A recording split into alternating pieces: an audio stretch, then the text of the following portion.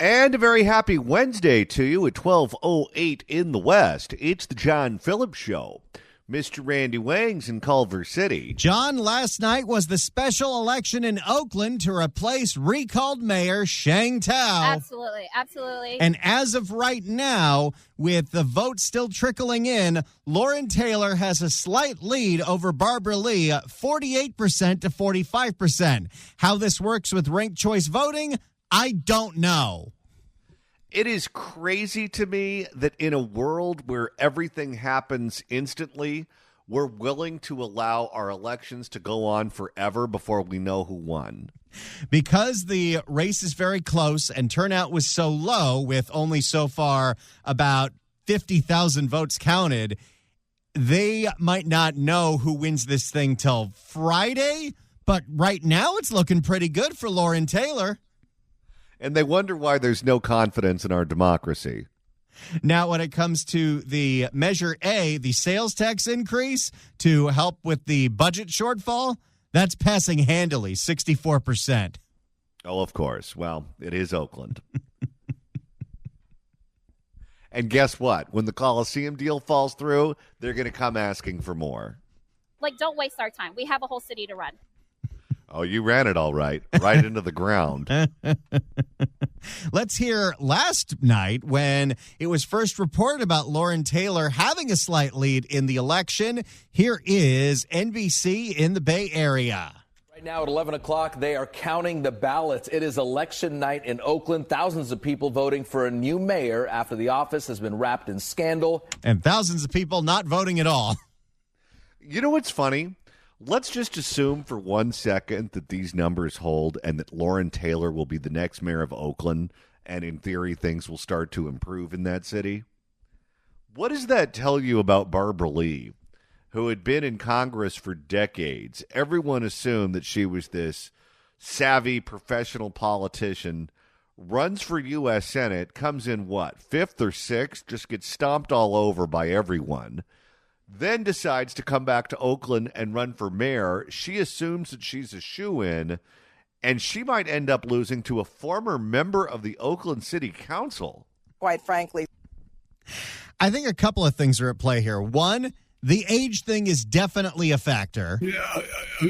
But also, just because you've run for Congress over and over and over again for decades in a safe seat doesn't mean that many people even know who you are.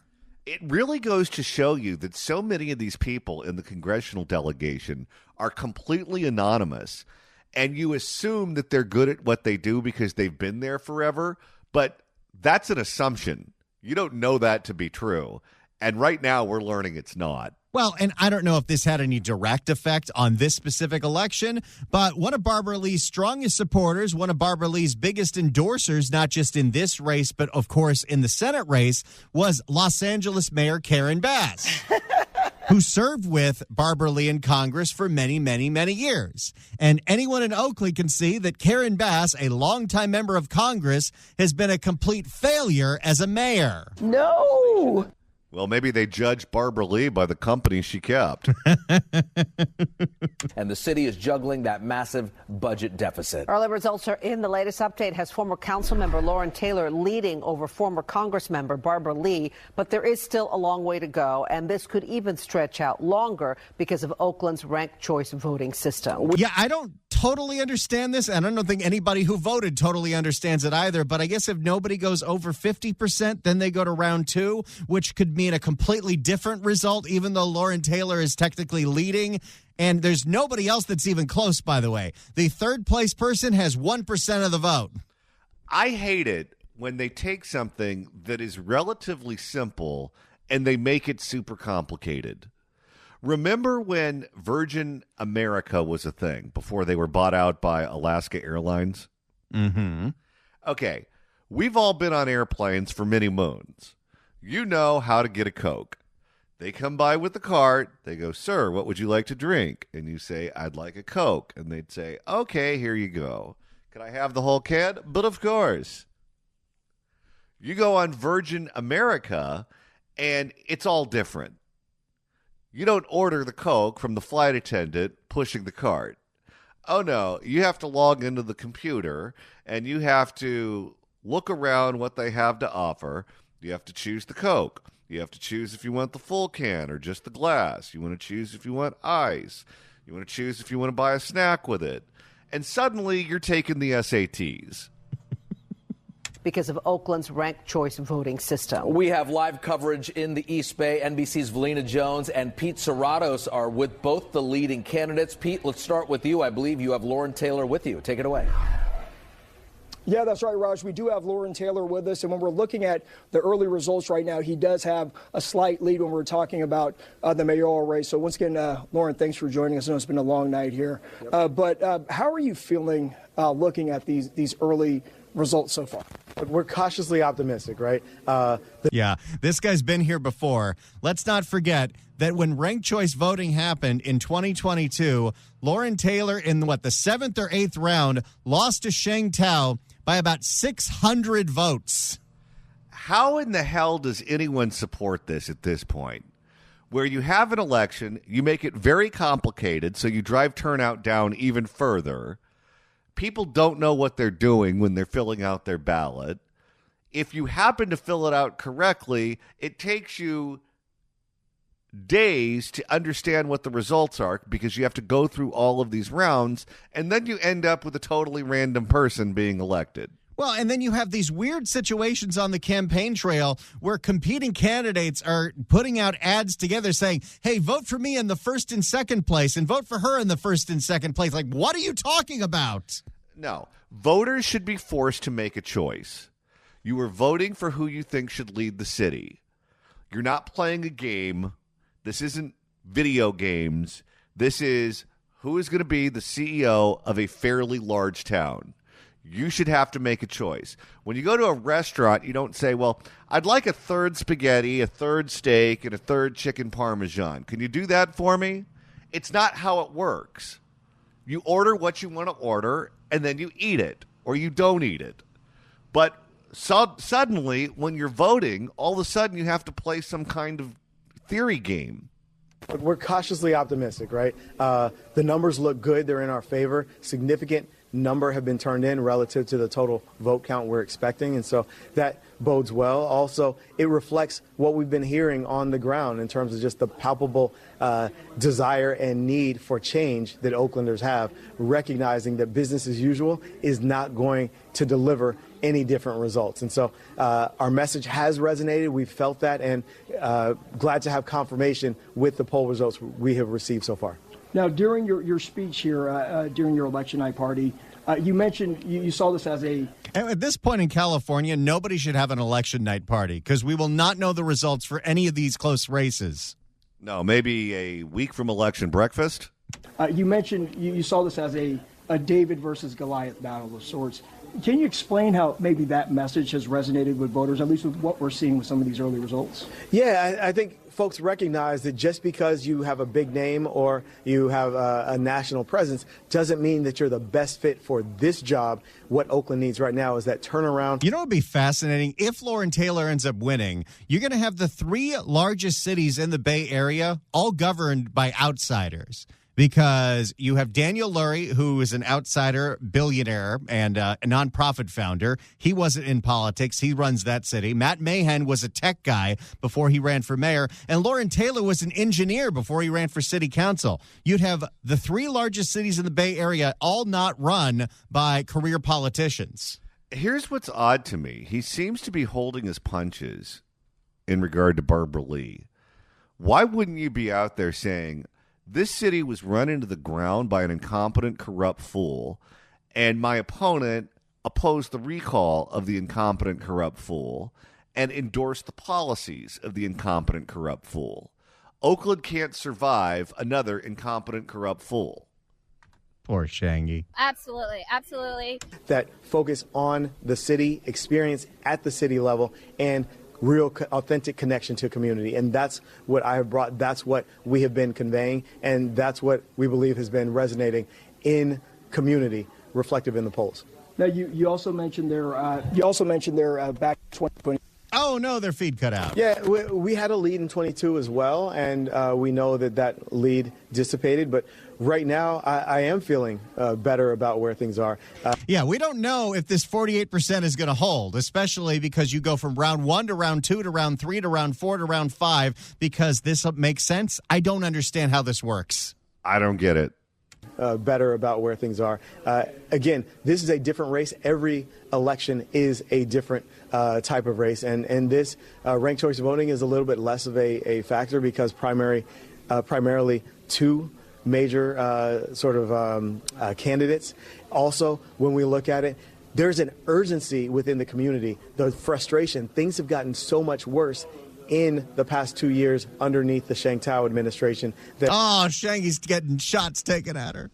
Okay, there he goes. He's finally getting to the meat and potatoes. Oakland bees! Folks are literally fed up and ready to reclaim our city. When we look at... if he wins, you know what his first campaign should be? I'm going to make Oakland so damn safe that In-N-Out's coming back. Make double-doubles great again. When we look at the number of folks who've been joining our campaign, supporting it, boosting it, volunteering, et cetera, it's a number of folks who were on the sidelines 2 years ago, and that bodes well also. Thank you so much for sticking around to do this interview, Loren. Of course, plenty of votes still left, and we expect the next big update on these results on Friday. We'll send it back to you. Okay. We have to wait till Friday? Well, Friday at the earliest. It could go on longer than that. I mean, how many elections do we have in California where it takes weeks to find out the winner? Now, I didn't know who my assemblyman was until, I think, a month later after the last election or the election before that. Now to Belina Jones, who's been watching results from Barbara Lee's watch party. What does the Congresswoman have to say about the race so far? Wouldn't it? If it's 11 o'clock at night, isn't it way past the Congresswoman's bedtime? Oh, yeah. Maybe she's up in the middle of the night watching Matlock reruns. Well, Jessica, tonight the energy was lively here at Barbara Lee's campaign party, but both Lee and her supporters expected to take days, if not longer, to determine a winner in this close race. You can see tonight. By the time we know who wins this special election, it'll be 2026, and there'll be another election. There are still people here at tonight's campaign party that is wrapping up. Tonight, community leaders, former Oakland mayors, and current council members were here showing their support. The former Congresswoman's campaign has focused on unity and making city government work for residents. Yeah, that doesn't mean anything. No, that's all she ran on. She basically ran on Sheng's platform with all of this feel-good mumbo-jumbo. I'm going to bring people together. I've got relationships. What, relationships with the federal government? They're going to bail Oakland out?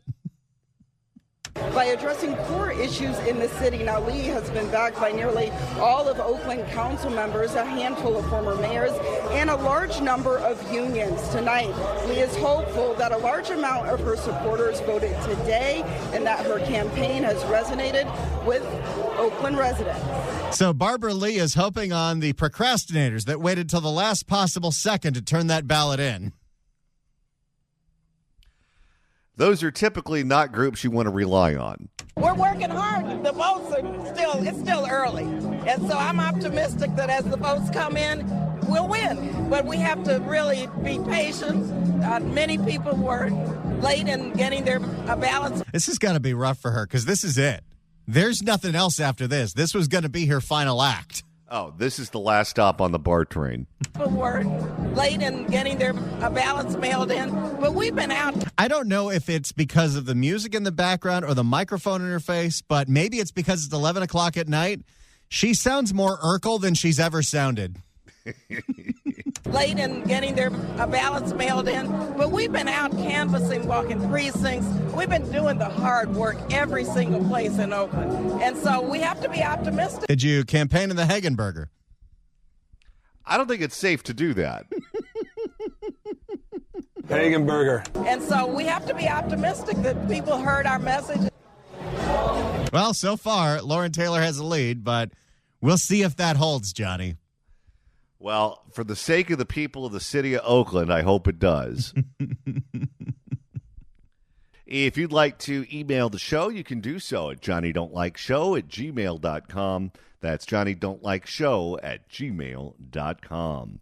And Randy, you're monitoring the mailbag. Michael writes in at johnnydontlikeshow@gmail.com. Hey, Randy, when the opportunity arises, can you do a laugh-off between Karen Bass and Nancy Pelosi? Why, sure. Here's Karen Bass, and here's Nancy.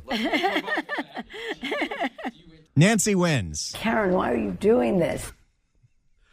If you'd like to listen to the show after we sign off at 3, Randy, that's easy to do. If you want to go back to a simpler time when Sheng Tao was destroying Oakland, Absolutely good. Love to shake your hand. Yes, it's been amazing. search for The John Phillips Show wherever you get your podcast, whether that's the Apple Podcast app, Absolutely, absolutely. iHeart, Oakland Bees! Spotify, Not a day goes by where I don't wish I could just wave a magic wand and silence the gunfire. anywhere that you get your podcast. Search for The John Phillips Show, and you'll find us talking about Shangy. And we still got our Oakland A's, baby. No, you don't. In the meantime, what do you say we make a couple of listeners very happy? Well, look at this. The LA County Fair is back, celebrating its 103rd anniversary May 2nd through the 26th. Don't miss the largest county fair and the best entertainment in Southern California. Tickets are on sale at lacountyfair.com, but right now, caller number 9 at 1-888-795-222. That's 1-888-795-222. Gets a 4-pack of tickets to the fair. Tickets furnished by the LA County Fair. Good luck dialing. Coming up next, a number of you have emailed us and asked, why in the hell do we have this stupid, complicated ranked choice voting in California? We've been going over the election results, or I guess I should say the results as they stand now, in the city of Oakland. One of the reasons that counting the votes takes so long in Oakland, as it does in other cities throughout the state of California, is due to ranked choice voting. It's like this game theory ballot that they give you that's super complicated, and it's supposed to promote diversity in who ends up as an elected official. They don't want the favorite to always win the election. So if you have ranked choice voting and there are a majority people who don't want the favorite, but in a plurality election, the favorite would end up winning, this prevents the favorite from taking office. What you end up with is a process that takes forever, a process that most voters don't really even understand, and most of the time you end up with a completely random person winning the election, which is how you end up with winners like Sheng Tao. If you go to the Alameda County Voter Registrar website, alamedacountyca.gov/rove results, they have a list of how exactly this is working in this election with the results that are counted so far. So there were 9 candidates, although there were really only 2 viable candidates, that being Barbara Lee and Loren Taylor. And in the first round, Loren Taylor got 48% of the vote. Barbara Lee got 45% of the vote. Then they look who got the least amount of support, and that was a woman named President Christina Grappo. Apparently her first name is President. Well, Sergeant Shriver ran for vice president. So President Christina Grappo only got 107 votes. So round 2 is figuring out who those 107 voters liked as their second choice. So of those 107 votes, 8 went to Barbara Lee and 20 went to Loren Taylor. Then they go to round 2 and they try to figure out who was the next least person. That was a guy named Peter Liu. 48 of his votes went to Barbara Lee. 20 of his votes went to Loren Taylor. Then you go to Elizabeth Swaney. 39 of her votes went to Barbara Lee, and 39 of her votes went to Loren Taylor. Then you go to round 4, and you've got another guy who has not won. His votes go, and then it goes over and over and over and over again. And at least for right now, the votes that have tracked, Loren Taylor is still in the lead in round 9 with 51% of the vote, and Barbara Lee at 48% of the vote. That could still change because there's still a lot of ballots to be counted. So far, they've only counted 47,000 ballots of a possible 250,000. So you see how the process works. You take an election where there are essentially 2 viable candidates, and you give the decision-making to the people whose judgment led them to a gadfly named president. For more on the controversy of ranked choice voting in the city of Oakland, this is also something that is happening in San Francisco, and apparently in Santa Clara County, they want to add this too. Here's KPIX. And today's election will be held under the highly debated ranked choice voting system, which has impacted the outcome of the mayor's race in Oakland in the past. That's how Shangy won. Well, that's also how Jean Quan won, who was another complete loser. Our John Ramos spoke to supporters and critics who both say it's all a matter of fairness. Ranked choice voting has been used in Oakland since 2010, and it's led to some pretty interesting results. But after 15 years, even its proponents admit the public still doesn't really understand it very well. Yeah, that's a problem. When Jean Quan ran for mayor of Oakland, everyone assumed that this senator named Don Parada would be the next mayor of Oakland. And he was a guy who had been on the Board of Supervisors, been in both houses of the state legislature, was the president pro tem of the Senate, had political skills. That city had a lot of problems. He's a professional politician. You may not like his ideology. He was a left-wing kind of guy, but at least he had skills to be in the game. Jean Quan, totally in over her head. Everyone assumed that the election would be an easy win for Don Parada. We start the ranked choice voting. We end up with a totally random person, and the city goes to hell. Ranked choice voting allows people to vote for their favorite, but then lists other candidates in order of preference.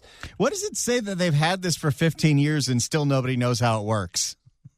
I have a master's degree in political science. I don't even know how it works. After the first count, if neither of the two leading candidates get 50% of the votes, they get to collect the ranked votes cast for them in order until one achieves 50% and wins. It sounds pretty complicated, but it has an important advantage. The point of ranked choice voting is to eliminate the primary and then runoff and have all of that happen at the same time. In a very confusing way. You know, if you're trying to get people to participate, confusing them with a process that they don't understand and the people who pay attention don't understand is not the way to do it. Robert Ogilvie represents a group called Fair Vote that promotes ranked choice around the country. He says eliminating the runoff saves money and has been shown to make elections more inclusive, like when Jean Quan surprised everyone by being elected. Don't act like that was a success. That woman was a buffoon. Well, the success was that she won, not how she ran the city. I love that that's not relevant to any of these people. Like when Jean Quan surprised everyone by being elected mayor in 2011. Since the institution of ranked choice voting, every mayor who's been elected has been a woman. How has that worked out for you? There are some very competent women mayors that are in cities in this country. Sheng Tao was not one of them. And he said, absolutely. No, and neither was Jean Quan. And Libby Schaaf, she had some issues too. Don't forget, Sheng's defense of herself was, well, I didn't do anything that Libby Schaaf didn't do. Why are you going after me? It's my turn. And there had never been a female mayor in Oakland before then. But Quan lost re-election, and recently Sheng Tao was turned out in a recall.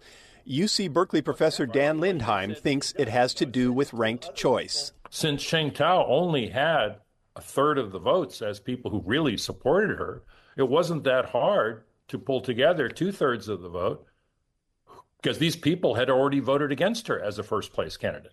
Think about that. Sheng Tao ends up winning, but only a third of Oakland voters said, yes, this is my person. So 2/3 of the city already knew that Sheng was no good. You end up with a mayor that only a third of the people voted for, not of the total population. Of those who cast a ballot in the election, only 1/3 of them voted for her. She is objectively horrible. She's probably a criminal, and they regard that election as a success because she was a woman. That's right. I like that. That was amazing. Well, even more than that, she was the first Hmong. Oh, yes, I forgot CBS. Lindheim believes a ranked choice victory sets an official up for failure because they never had a broad enough base to begin with. And I believe... Or how about this? They were never qualified for the job to begin with. They don't have the skills to perform the duties. And I believe that that's one of the most serious problems about ranked choice voting. There's sort of a crisis of legitimacy. People don't really believe that the person who won on ranked choice voting deserved to win. And with Sheng, they were proven right. Again, not relevant to any of these people. Not just healthy, but we are prosperous in regards to our economic development. Oh, so prosperous. But it certainly has put a strange twist on the way people run for office, since it's important to appeal to other candidates' supporters. So when you fill out that ballot, Barbara Lee made a video campaigning for her lesser-known opponents in the mayoral race. This is so confusing.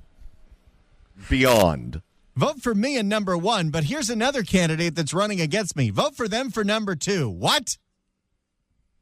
like Rainier Webb, Suze Robinson, Elizabeth Sweeney, and President Christina Grappo. Barbara Lee endorsed the person that came in last. That's pretty on brand for her. And President Christina Grappo. Was she born with the name President, or did she get a name change lawyer to change her name to President? Well, if that's on your birth certificate, at least your parents didn't name you Vice President. And one of them, Elizabeth Sweeney, appeared in a video with Lee's chief opponent, Loren Taylor. We are both running for Oakland mayor in the upcoming special election. And we're filming this on a phone that was a Nokia in 2001. Imagine being a voter and not being someone who's a political animal, and you're trying to figure out who you're voting for, and you see ads with 6, 7 candidates running for the same office campaigning together. But today we're teaming up for something even more important, making sure you vote. The whole thing has made for some pretty interesting election. You know, between the open primary and the ranked choice voting, no wonder we get the candidates that we get. It used to be a lot simpler. Well, we ran all those people out of town, and now we have candidates named President running. The whole thing has made for some pretty interesting elections. All in all, what kind of grade do you give to ranked choice voting in the way it's performed so far? I would give it a D-. Okay, that's being generous. I don't think even after 14 years or 15 years that people understand it. And though he supports the process, Ogilvy has to agree. You know, when you make it more complicated to vote, you might start to understand why turnout is so low in something like this special election. The recall was really simple. Do you want to kick Sheng out? Yes. But when the who do you want to replace Sheng is this convoluted mess, I'm starting to understand why so many people stayed home. Well, I love the fact that they all acknowledge it's a complete and total failure, but they want to keep it because it produces female candidates. And though he supports the process, Ogilvy has to agree. Do you think the average voter understands the system when they write it down, or is there still a lot of confusion? I think there's still some confusion. I think we could do a lot more education, especially in Oakland. No, it's been around for 15 years. And they don't understand it, and nobody understands it because it's dumb. So that means you've had elections in 2010, 2012, 2014, 2016, 2018, 2020, 2022, and 2024. And nobody understands how it works. But let's keep it. No one knows what will happen when they start counting the votes tonight, but with ranked choice voting in place, just about anything is possible. I don't think President Christina Grappo is going to win, but anything else is possible. Well, I think there's a whole list of them where it's not possible. And voters in Oakland's District 2 have another decision to make today. Okay, so that's what we know on ranked choice voting. Has this become any clearer to you? No, it hasn't. However, it is clear that the idea is dumb and getting dumber. If you'd like to email the show, you can do so at johnnydon'tlikeshow@gmail.com. That's johnnydon'tlikeshow@gmail.com. And Randy, you're monitoring the mailbag. Kevin writes in at johnnydon'tlikeshow@gmail.com on ranked choice voting. The fatal flaw of ranked choice voting is that it assumes the voters have researched all the candidates, like President Christina Grappo. The fact of the matter is that a normal voter really likes one candidate, really dislikes one candidate, and views the rest as indistinguishable. So that person ranks the liked candidate first, the disliked candidate last, and the rest in a totally random order. Then often the election gets determined by how tens or hundreds of thousands of voters randomly assign the obscure candidates, and that's how we got Shang Tao. You know, that's what a mayor do. Okay, so we've established that ranked choice voting produces horrible candidates. Nobody understands it, and it's a bad idea. So, of course, they want to expand it to another county. Santa Clara County is looking to add ranked choice voting to their elections. For more, here's Cron 4. To the South Bay now, officials in Santa Clara County, they're actually considering moving forward with some big changes to the way elections are conducted there. A key committee has voted to advance a recommendation that would change certain elections to ranked choice voting. And Crown 4's Stephanie Rothman has that story. Voters in Santa Clara County elections may soon see a change in how they elect their local leaders.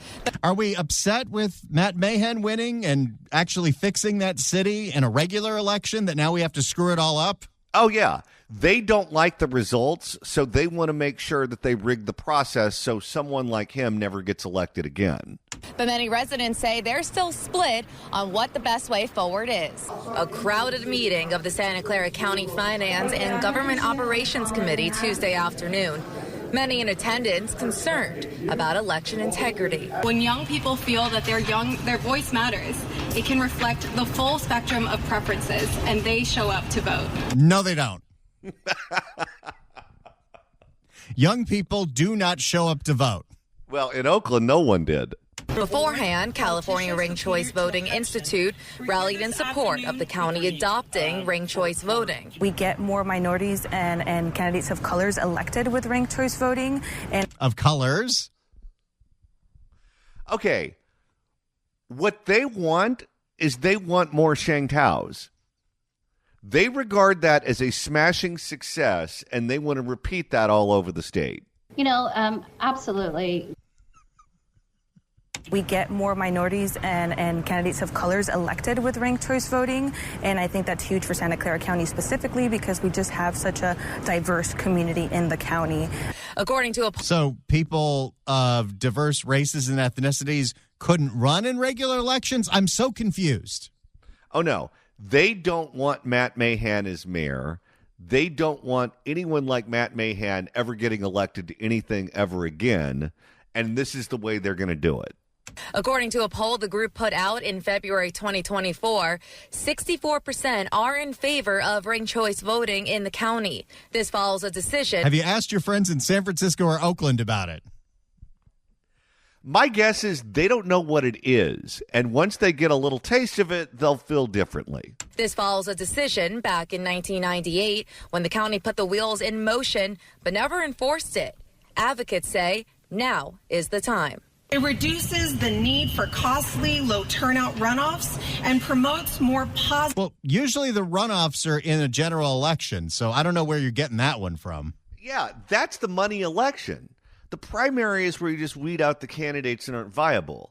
The general election is where you get to pick the next person. It reduces the need for costly, low-turnout runoffs and promotes more positive, issue-based campaigns by incentivizing... See, they need to save that money on elections so they can buy a new microphone. Issue-based campaigns by incentivizing candidates to reach across communities for second and third choice support. And how has that worked out? It's been a complete disaster, but that's why they want it. You can't get a Shang Tao elected without something like this.